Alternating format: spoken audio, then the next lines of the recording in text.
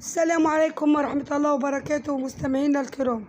أتمنى من الله تكونوا في تمام الصحة والعافية. لو أول مرة بتتابعونا على القناة من فضلك اشترك في القناة وفعل زر الجرس ليصلك كل جديد. إليكم نشرة أخبار مصر حوادث اليوم. عناوين: نظر جلسة محاكمة المتهمين في قضية رشوة التومين. تفاصيل اعتراف المتهم بحيازة نصف كيلو هيروين في كرداسة. محاكمة الفنانة جهان الشماشرجي بتهمة السرقة بالإكراه اليوم. محاكمة البلوجر هدير عبد الرازق بتهمة غسيل الأموال اليوم. السيطرة على حريق في زراعات بجوار ميدان الجزيرة بمدينة أسوان. مسرح شخصين وإصابة آخرين في حادث تصادم جنوب بورسعيد. الحماية الميدانية تحاول السيطرة على حريق بسيارة نقل داخل محطة وقود بأسوان. اعترافات تاجر مخدرات سقط ب600 كيس آيس وكمية هيروين في كرداسة. تصادم أتوبيسين على طريق أبو سمبل الدولي جنوب أسوان. علي أيوب المحامي يعلن تسليم نفسه غدا في قضية سب وزيرة الثقافة. تفاصيل سقوط سيدة من عقار هروبا من زوجها بمدينة 6 أكتوبر. حسام حسن يفوض أشرف عبد العزيز لاتخاذ الإجراءات القانونية ضد مروجي الإشاعات.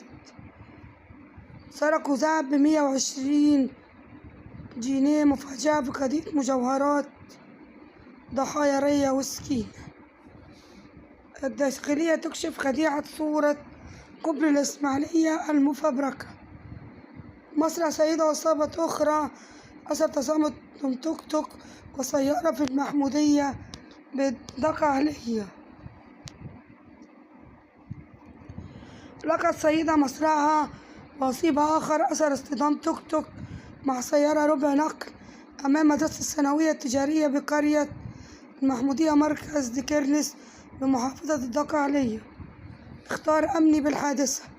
تلقى مدير أمن الدقهلية اختار من مدير المباحث الجنائية يفيد بورود إشارة من شرطة النجدة يفيد بوقوع حادث اصطدام توك توك في سيارة ربع نقل أمام المدرسة الثانوية التجارية بقرية المحمودية بديكرنس، مما أدى إلى مسرع سيدة وإصابة آخر. وانتقلت قوة أمنية من ضابط المباحث وسيارات الإسعاف إلى مكان الحادث. تبين مسرح فوزية كمال حسن 65 عام وإصابة حاتم ألف لام 44 عام بجرح قطعي عميق بالكتف الأيسر وخلع الكتف الأيسر واشتباه ما بعد الارتجاع. نظر جلسة محاكمة المتهمين في قضية رشوة التومين. تنظر اليوم الأحد محاكمة جنايات القاهرة المنعقدة بمجمع محاكم شمال القاهرة الابتدائية. جلسة محاكمة المتهمين في القضية المعروفة إعلاميا برشوة وزارة التومين. وفي وقت سابق قضت محكمة جنايات شمال القاهرة المنعقدة بالعباسية بالحبس من 3 سنوات إلى 5 سنوات للمتهمين في القضية المعروفة إعلاميا برشوة وزير التومين ورد المبالغ، إذ استغلوا اختصاصات وظيفتهم في الحصول على ربح بإجمالي 10 ملايين جنيه من فروق أسعار المواد التومينية. تفاصيل اعترافات المتهم بحيازة نص كيلو هيروين في كرداسة. كشف عاطل تم القبض عليه بحوزته ما يقرب من نص كيلو من مخدر الهيروين في كرداسة خلال اعترافاته عن هوية عاطل تحصل منها على المخدر، وذكر أنه اعتاد الاتجار بالمواد المخدرة وترويجها بين عملائه حيث يتواصل مع الموارد الخاصة بها ليتحصل على بضاعته ثم يتولى ترويجها بين المتعاطيين من عملائه.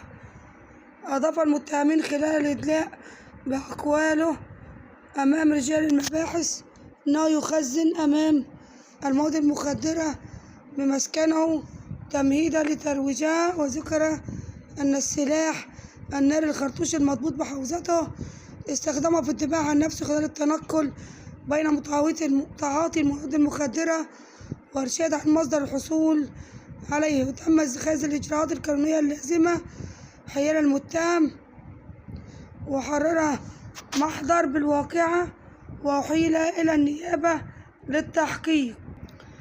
محاكمة الفنانة جيهان الشماشرجي بتهمة السرقة بالإكراه اليوم. تدين محكمة جنايات القاهرة برئاسة المستشار الدكتور محمد ياسر أبو الفتوح ثاني جلسات محاكمة الفنانة جيهان الشماشرجي. تعقد الجلسة بعضوية المستشارين محمود يحيى رشدان وفاطمة قنديل وأحمد منصور القاضي.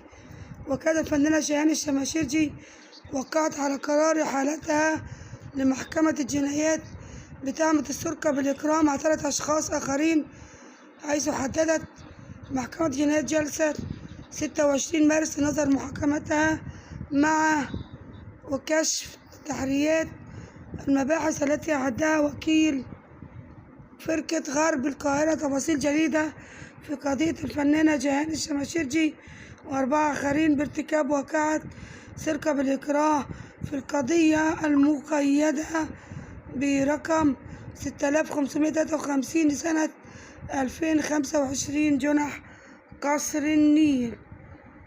محاكمة البلوجر هدير عبد الرازق بتهمة غسيل الأموال اليوم. تنظر المحكمة الاقتصادية بالقاهرة اليوم الأحد محاكمة البلوجر هدير عبد الرازق بتهمة غسيل الأموال.